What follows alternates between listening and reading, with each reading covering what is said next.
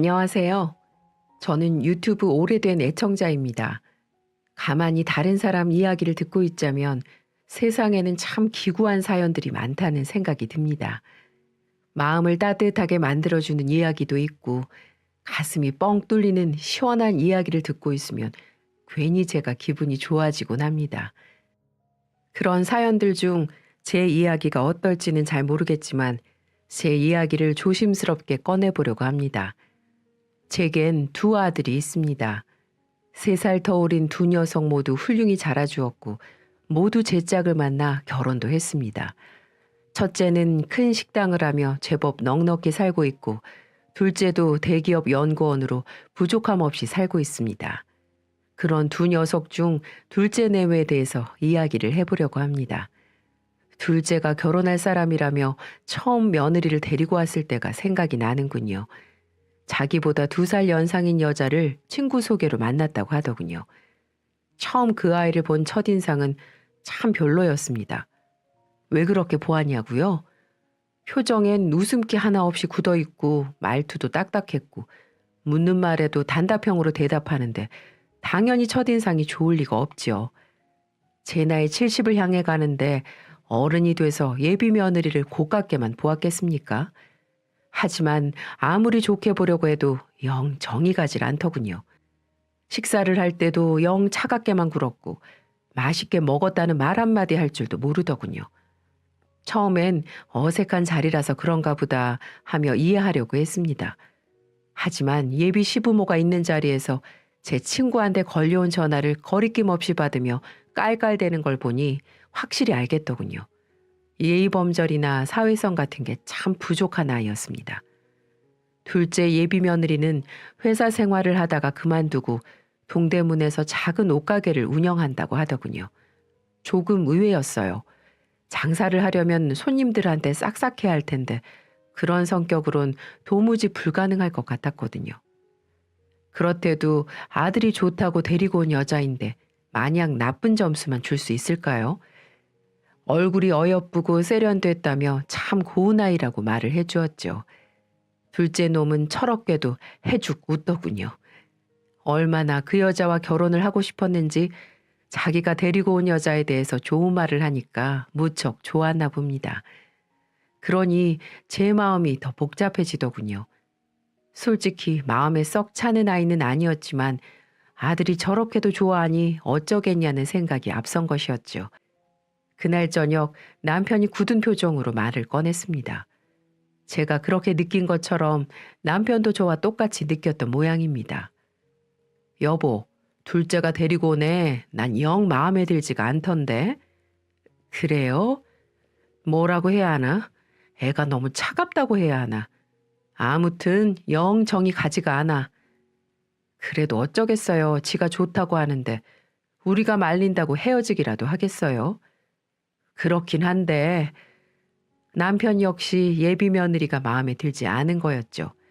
제게 그런 말을 하면서도 얼굴에 수심이 가득했죠. 하지만 전 그런 남편을 설득했습니다. 전 둘째 놈의 마음을 몇 번이나 떠보았어요. 걔가 그렇게 좋니? 성격이 좀 투박해서 그렇지 정 많은 애예요. 음식 솜씨도 좋고요. 엄마, 왜 있잖아요. 엄마처럼 남편 뒷바라지 잘하는 와이프요. 현모양처 스타일이라고나 할까? 암튼 그래서 참 좋아요. 둘째는 입에 침이 마르도록 자랑을 하며 꼭 그 애와 결혼하겠다는 뜻을 밝혔죠. 한눈에 사랑에 빠진 모양입니다. 그렇게 행복한 표정으로 말하는 아들을 어떻게 말리겠습니까? 전 둘째의 결혼을 허락할 수밖에 없었습니다. 그래, 네가 좋다면 나도 좋다. 두 사람이 행복하게 잘 산다는 약속을 한다면 나도 흔쾌히 허락하마. 정말이세요? 당연히 싸우지 않고 행복하게 잘 살 겁니다. 감사합니다, 엄마. 그래, 아빠도 내가 설득할 테니 걱정 말고 상견례 날짜나 결정하자꾸나. 둘째 놈은 혹여 제 마음이라도 바뀔까 금세 날짜를 잡았고 얼마 후 예비 며느리의 부모님과 상견례를 진행하게 되었어요. 하지만 정말 이 결혼은 아니었을까요? 상견례 자리에서 제 기분을 팍 상하게 하는 불쾌한 일이 벌어졌습니다. 예비 사부인은 상견례 자리 내내 굳은 표정을 하고 있더군요. 마치 이 결혼 자체가 마음에 들지 않는 분위기였어요. 그때부터 저 역시 기분이 상해 있었는데 결정적으로 제게 이런 말을 하더군요. 아시다시피 요새 결혼을 하려면 작은 아파트에서부터는 시작해야죠. 대출 끼고 살면 애들 평생 고생만 하니까 작게는 시작할 수 있도록 부모들이 도와야죠. 그게 무슨 소리겠습니까? 아파트 한 채는 마련해 오라는 말이 아니겠어요? 서울 아파트가 얼마나 비싼 줄 알고 계시죠? 부족한 형편은 아니었지만 대놓고 그렇게 말하니 정말 황당하기도 하고 화도 나더군요. 둘째 놈도 당황한 기색이 역력했지만 예비 며느리는 제 엄마 말이 당연하다는 듯 눈 하나 깜짝하지 않더군요. 사실 전 아들이 결혼하면 집 한 채쯤은 해줄 생각은 갖고 있었습니다. 조금 무리를 해서라도 자리 잡고 살 수 있도록 도울 생각이었죠. 하지만 상대 쪽에서 거리낌 없이 그런 말을 하니까 정말 기분이 좋지 않았어요. 그땐 정말 그 집안과 사돈을 맺고 싶다는 생각이 싹 사라졌습니다. 예비 며느리 성격이 누굴 닮은 건지도 알겠더군요. 솔직히 둘째를 설득해서라도 이 결혼을 없던 일로 해야겠다고 다짐했죠. 그런데 둘째는 제 기분을 풀어주기 위해서 참 애를 쓰더군요. 엄마, 저도 처음엔 여자친구 부모님 만나고 좀 이상하다고 생각했어요. 그런데도 겪어보니까 다르더라고요. 어머님 성격이 좀 직설적이라 그렇지 은근히 잔정이 많으시더라고요. 혹 제가 결혼을 반대할까봐 전전긍긍하는 아들의 모습에 마음이 아렸습니다. 그렇게나 이 애와 결혼을 하고 싶을까 하는 생각에 제 불편한 기분쯤은 접어두기로 했습니다. 부모 마음이라는 게 다 그렇죠. 자식이 좋고 행복하면 뭐가 더 필요하겠습니까? 전 그렇게 생각하며 마음을 다시 고쳐먹었습니다. 둘째의 결혼을 기쁜 마음으로 축복해주기로 결정했어요. 그렇게 둘째는 그 아이와 결혼을 했고 서울의 작은 아파트에다 신혼살림을 차렸습니다. 둘째가 제 명의로 대출을 받겠다는 걸 부득이 말렸습니다. 괜히 처가댁 눈치를 받게 만들고 싶진 않았거든요. 어차피 아들 결혼 자금으로 마련해둔 자금도 있었고 조금만 더 무리를 하면 도울 수 있는 수준이었어요. 이제 진짜 식구가 된 둘째 며느리는 어땠냐고요? 며느리의 성격은 제가 예상한 것보다 훨씬 더 차가웠습니다. 안부 전화 같은 건 정말 가뭄에 콩나듯 했고 그나마도 정이 떨어질 만큼 사무적이었습니다. 생일이나 집안 행사가 있을 땐 얼굴을 비쳤는데 말 붙이기가 무섭게 찬바람이 쌩쌩 붑니다. 꼭 화가 잔뜩 난 사람처럼요.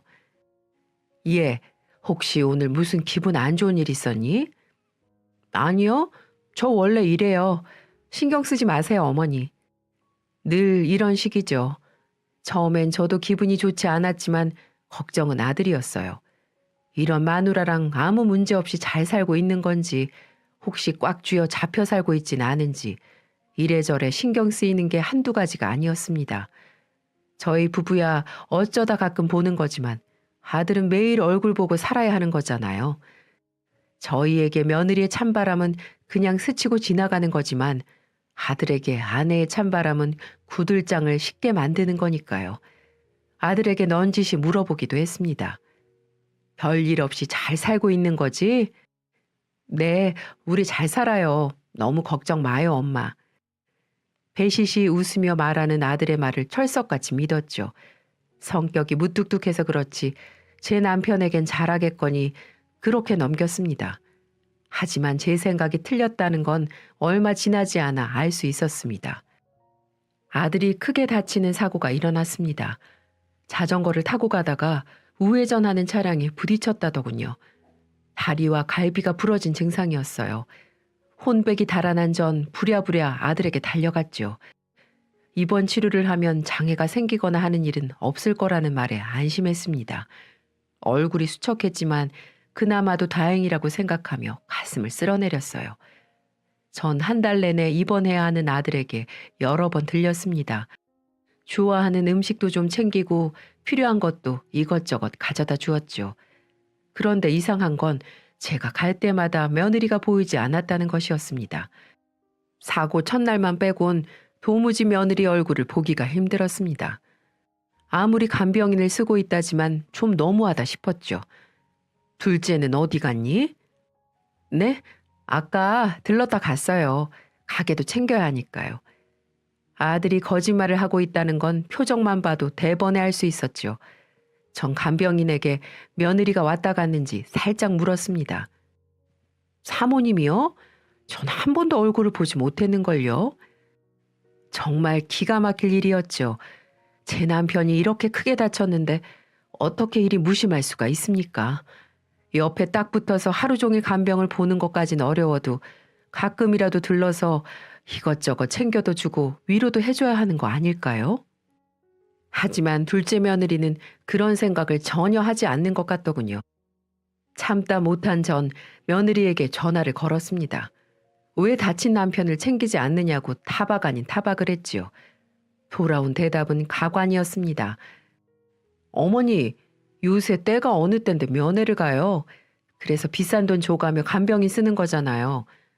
그리고 그 사람이 타지 말라는 자전거를 고집 부리면서 타다가 다친 건데 제가 그런 것까지 신경 써야 해요? 말문이 턱 막히더군요. 구구절절 옳은 말을 하는 것 같지만 마치 남처럼 구는 그 모습에 온갖 정이 다 떨어지고 말았습니다. 그때서야 이 결혼은 잘못되었구나. 아들의 결혼 생활은 절대 행복하지 않겠구나. 라는 생각이 들었습니다. 하지만 어쩌겠습니까?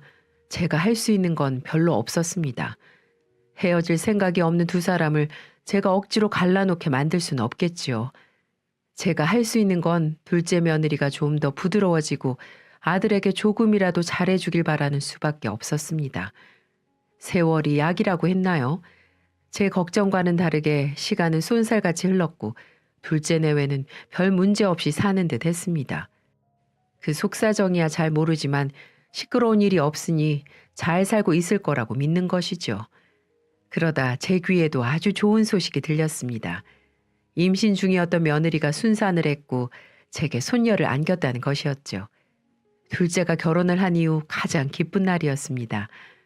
며느리가 몸을 풀고 한참 뒤에야 귀여운 손녀딸을 볼 수 있었어요. 첫째 내외는 자식이 없었으니 제겐 첫 손주인 셈이었죠. 그 감격스러움은 이루 말할 수 없을 정도였습니다. 전 이것저것을 잔뜩 싸들고 둘째 집에 달려갔습니다. 얼마나 가슴이 떨리던지 드디어 손녀를 안아볼 수 있다는 설렘에 심장이 뛰어서 혼이 났으니까요. 아들 집 초인종을 누르니 고무장갑을 끼고 있는 아들이 문을 열어주더군요. 왔어요? 설거지 중이어서. 저기 있어요. 엄마의 첫 손녀딸. 정말 천사 같았습니다. 말똥한 눈을 뜨고 할머니를 보는데 얼마나 귀엽던지요. 전 조심스레 아이를 안아들고 볼에다 입을 맞추었습니다. 아이고 안녕 반갑다. 내가 네 할머니란다. 너는 어쩜 이렇게 예쁘니? 구름 위를 걷는 것처럼 기분이 날아갈 때 좋았습니다. 어여쁜 소녀도 좋았지만 자식이 생겼으니 두 내외의 사이가 더 돈독해질 거란 생각도 들었거든요. 하지만 사달은 바로 그 순간 일어났습니다. 방 안에 있던 며느라이가 제게 앙칼진 목소리로 쏘아붙이더군요. 아니 지금 뭐 하시는 거예요? 깜짝 놀란 전 심장이 쿵 하고 내려앉는 줄 알았어요. 다짜고짜 큰 소리를 지르니 제가 무슨 큰 잘못을 한 줄로만 알았죠. 왜 그러니?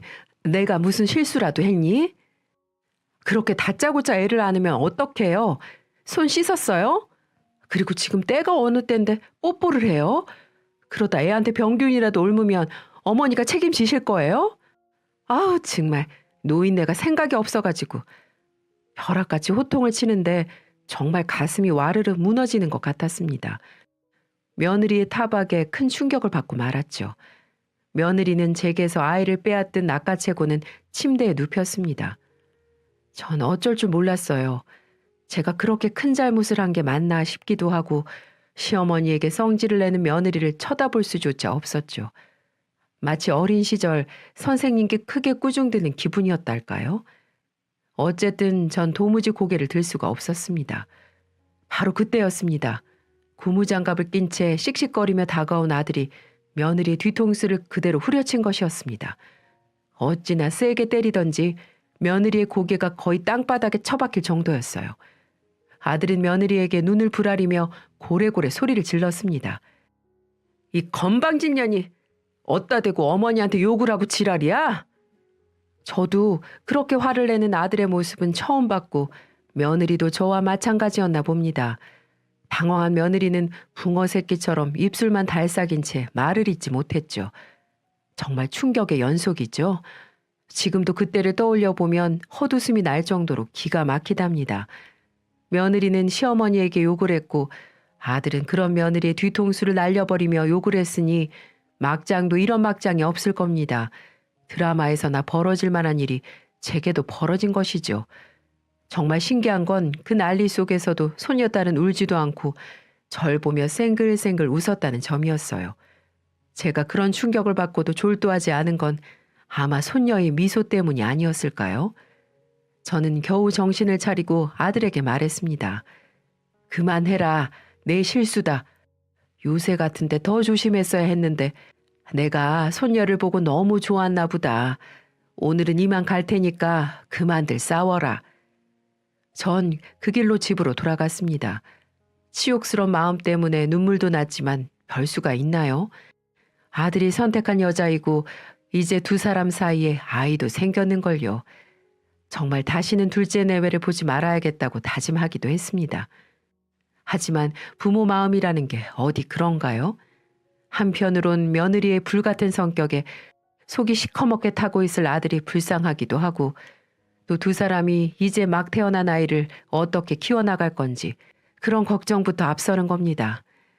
그렇게 겨우 마음을 다잡고 있는데 며칠 후 둘째한테 전화가 오더군요. 그날 좋지 않은 모습으로 놀라게 해드려서 죄송하다며 제게 사과를 했습니다. 제 처도 크게 후회를 하고 있고 다시는 이럴 일 없다며 제 마음을 달래주더군요. 세상에 며느리한테 욕먹는 시어머니가 얼마나 되겠습니까? 제가 바로 그런 시어머니라는 사실에 모멸감도 들었지만 두 사람이 문제없이 잘 살 수 있다면 그 정도 감정 정도는 지울 수 있었지요. 전 아들의 간곡한 사과를 받아들이기로 했습니다. 둘째는 손녀도 보고 맛있는 것도 먹자며 제 집으로 초대를 하더군요. 전 그날 일이 떠오르며 망설여졌지만 어차피 털어버리기로 결정했다면 마냥 피하는 것도 아닌 것 같아 초대에 응했습니다. 물론 귀여운 손녀도 보고 싶었고요. 어머니 정말 죄송합니다. 제가 그날은 미쳤었나 봐요. 다시는 안 그럴게요. 한 번만 용서해 주세요. 제 얼굴을 마주한 며느리는 잔뜩 주눅이 든 표정으로 그렇게 말했습니다. 막상 그런 며느리를 보니까 마음이 짠해지더군요. 나도 손녀가 너무 귀엽다는 생각에 뽀뽀부터 했다. 요즘 같은 때에는 더 조심했어야 했는데 내 실수도 있어. 그냥 전부 잊어버리고 서로 조심하자꾸나. 난 어른답게 며느리의 사과를 받아들였습니다. 속은 좀 쓰렸지만 서로 인상을 찌푸리며 살 필요가 뭐가 있겠어요? 사람은 가끔 실수도 하는 거니까요. 며느리는 제가 좋아하는 음식을 많이도 차려놓았더군요. 꼬막도 삶아놓고 해물탕도 끓였더라고요. 해물을 무척 좋아하는 제 입맛을 공략하려던 것이었겠죠. 며느리의 설익은 요리 실력으로 만든 음식은 맛이 썩 좋은 편은 아니었지만 그래도 정성이 갸륵했습니다. 어머니 많이 드세요. 어머니 드리려고 신선한 해산물 많이 준비했어요. 제가 아침부터 얼마나 바쁘게 움직였는데요. 애교라는 것은 전혀 모르는 애가 제게 아양을 떠는 걸 보니 자기도 어지간히 미안했던 모양입니다. 며느리는 살살 눈웃음을 치며 이것저것 권하더군요. 그 모습에 마음속 깊이 담아두었던 불편한 감정이 전부 녹아버렸습니다. 그래, 애썼다. 잘 먹으마. 전 못 이기는 척 며느리의 사과를 받아들였고 애써 준비한 음식도 맛있게 먹었습니다. 그렇게 지난 불미스러운 사건은 모두 잊히는 듯 했죠. 하지만 누구도 예상하지 못한 사건이 또 벌어지고 말았습니다. 제가 꼬막 삶아놓은 걸 까먹으려고 꼬막 하나를 집었는데 이놈의 꼬막이 잘 삶아지지가 않았는지 당초에 입을 벌리지 않는 겁니다. 숟가락까지 동원해가며 힘을 주고 꼬막을 까다가 그만 꼬막물이 옆에 앉아있던 며느리의 눈에 튄 것이 아니겠어요? 짠물이 눈에 들어간 며느리는 아! 라는 소리와 함께 절 흘겨보더군요. 그리고는 젓가락을 탁 하고 내려놓더니 욕설과 함께 밥상을 와락 뒤엎어버리는 것이었습니다. 와장창 소리와 함께 집안은 난장판이 되어버렸고 화를 이기지 못한 며느리는 깍 소리를 지르며 방으로 들어가 버리는 것이었어요. 정말 어처구니가 없더군요. 제가 얼마나 복이 없으면 이런 말도 안 되는 일을 2번씩이나 당하는 걸까요? 둘째 놈의 얼굴은 사색이 되어버렸죠. 아들도 크게 놀라 입을 다물지 못했습니다. 제 엄마 마음을 풀어주기 위한 자리였는데 며느리가 또 이런 일을 벌려버렸으니까요. 솔직히 저도 너무나 놀라서 말도 나오지 않더군요. 도대체 며느리가 왜 저러는지 제 머리로는 도무지 이해가 되지 않았습니다. 아들과 며느리 사이에는 또 고성이 오갔고 제 속도 상할 대로 상해서 더 이상 그 자리에 있을 수가 없었습니다. 전 아들이 말릴 새도 없이 말 없이 그 집을 나섰어요. 처음부터 이 결혼을 말리지 못한 걸 얼마나 후회했는지 돌아오는 길 내내 얼마나 눈물을 흘렸는지 모르겠습니다. 무슨 부귀영화를 누리려고 이러는가 싶기도 하며 인생이 참 덧없다는 생각까지 들더군요. 다음 날 아들한테 전화가 왔습니다. 엄마, 죄송해요. 이제 나 갈라서려고요. 이젠 정말 한계예요. 죄송해요. 아들의 설명은 이랬습니다. 아내의 칼 같은 성격과 욱하는 성미는 알고 있었지만 몇 년 전부터 그런 성격이 더욱 심해지더라는 것이었어요. 툭 하면 욱하는 것도 다반사고 마음에 들지 않는 일이 생기면 소리를 지르거나 물건을 던지기 일쑤라는 거죠. 또 어떤 때는 하루 종일 방 안에만 틀어박혀 울기도 한답니다. 지금까진 아내를 사랑하는 마음 때문에 참고 견뎠지만 이젠 스트레스 때문에 도저히 살 수가 없다는 거였죠. 지난번 저에게 욕을 했던 일을 계기로 갈라서자는 말을 했다는 겁니다. 하지만 며느리는 아들의 이혼 요구를 절대 받아들일 수 없다며 다 자기가 잘못했다는 말과 함께 싹싹 빌더라는 것이었습니다. 전 아들의 그 말에 뭔가 짚히는 것이 있었죠. 지금까지 겪어온 며느리의 행동을 곰곰이 생각해 보았어요. 성격이 모나고 투박하긴 해도 용돈을 넣은 봉투를 슬며시 놓고 갈 정도로 따뜻한 구석이 있는 아이였습니다. 또 어머님이랑 잘 어울릴 것 같다며 무심히 사온 옷을 건네기도 했고요. 원래 천성이 나쁜 아이는 아닌데 가끔 제 의지와는 다르게 행동을 한다는 느낌이 강하게 들었습니다. 그러니까 마음과는 다르게 자신의 성격을 자신이 주체하지 못한다는 느낌이 든다랄까요? 문득 며느리의 행동이 단순히 성격 문제만은 아닐 거라는 생각이 들었습니다. 전 아들에게 이렇게 말했어요. 그래, 네 인생이니 선택도 네가 하는 거다. 이혼을 하겠다면 말리지는 않으마. 하지만 이제 막 태어난 아이를 위해서라도 기회를 다시 주는 것도 나쁘지 않을 것 같다. 아들은 제 말에 한참이나 고민을 하는 것 같았습니다. 그리고 좀 더 생각해 보겠다며 전화를 끊었지요. 그리고 얼마 후 아들 내외는 절 찾아왔습니다. 며느리는 잔뜩 풀이 죽은 모습으로 제게 말하더군요. 어머니, 죄송해요. 저도 제가 자꾸 왜 이러는 줄 모르겠어요. 제가 뭐에 쓰였나 봐요. 원래 감정 조절이 잘 안 되긴 하는데 요새는 더 그래요. 이 사람은 어머니한테 용서를 받지 않으면 무조건 이혼할 거래요. 어머니, 저 이 사람이랑 절대 이혼하고 싶지 않아요. 그러니까 딱 한 번만 더 용서해 주세요. 그래, 알았다.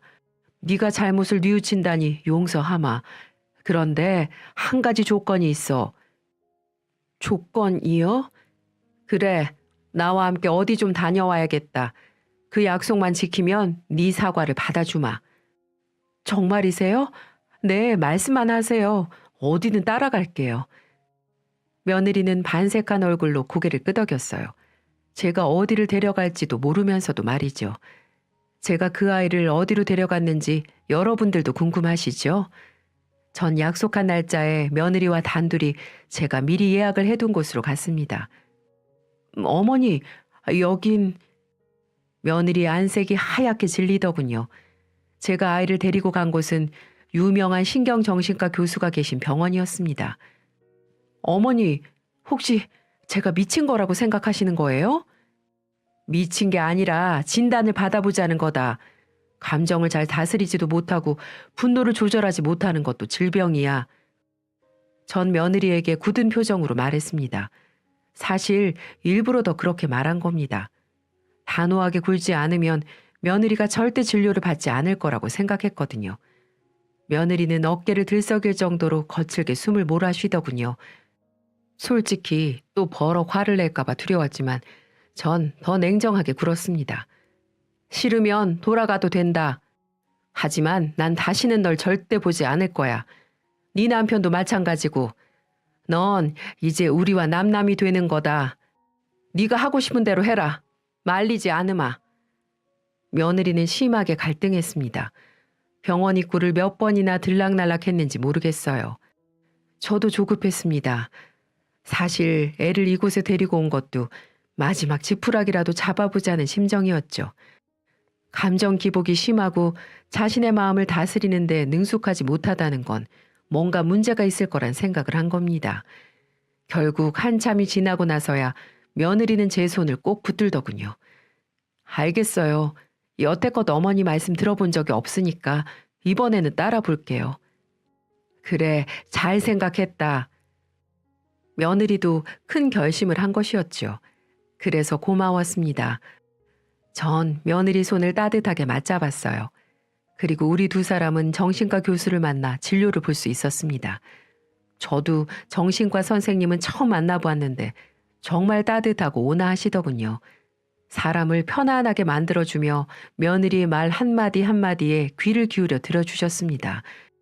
처음엔 진료를 그렇게 꺼려하던 애가 선생님께 본물 터지듯 말을 쏟아내더군요. 펑펑 눈물까지 쏟아내며 말이죠. 선생님은 미소를 잃지 않고 며느리의 말을 끝까지 들어주셨어요. 그리고 이런 진단을 내리시더군요. 성인 ADHD 증상이 보여집니다.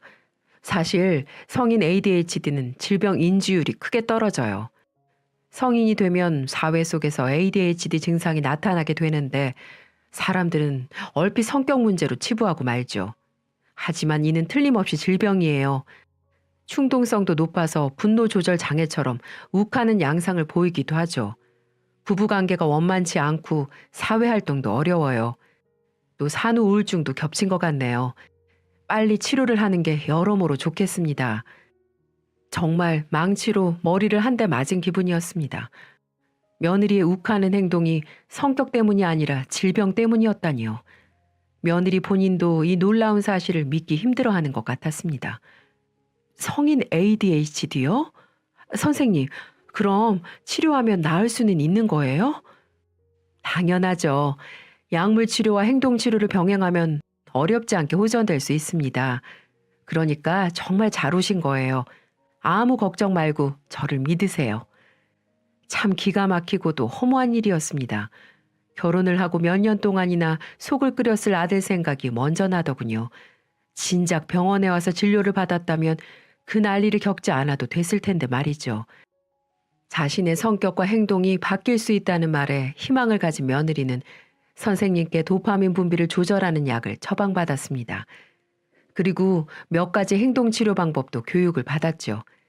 선생님이 처방해준 행동치료는 어떤 일을 하기 전과 후에 항상 플래너에다 기록을 하며 시간 계획을 가지라는 간단한 것이었죠. 그렇게 저와 함께 진료와 처방을 받은 며느리는 어떻게 되었는지 궁금하시죠? 정말 놀라울 정도로 호전됐습니다. 단 한 번도 보지 못한 며느리가 웃는 모습을 요샌 자주 보고 있고요.